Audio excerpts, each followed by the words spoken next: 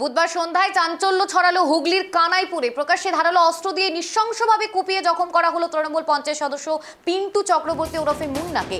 ঘটনাটি ঘটে কানাইপুরের অটো স্ট্যান্ডের কাছে, যেখানে নিজের গ্যাস অফিস থেকে বাড়ি ফেরার পথে আক্রান্ত হন তিনি। প্রত্যক্ষদর্শীরা জানান, হঠাৎই কয়েকজন দুষ্কৃতী পিন্টু চক্রবর্তীর ওপর চড়াও হয় এবং ধারালো অস্ত্র দিয়ে একের পর এক কোপ মারতে থাকে।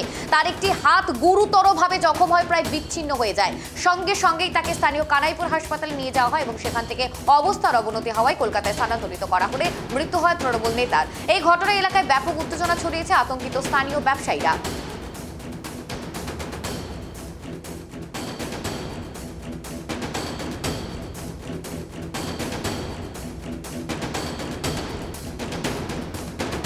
ঘটেছে কি শুনলেন? আজকে সন্ধ্যাবেলা আমরা কেউ ছিলাম না এখানে, হঠাৎ করে শুনলাম যে আমাদের একটা সম্পাদক সভাপতি পিন্টু চক্রবর্তী সিংহরা ওনাকে এখানে ওনার অফিসের সামনে কেউ এসে কুপিয়েছে।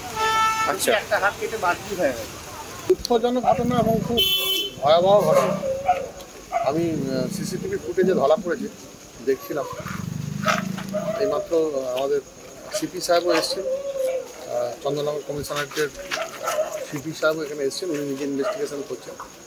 এতক্ষণ ওনার সঙ্গে কথা হলো।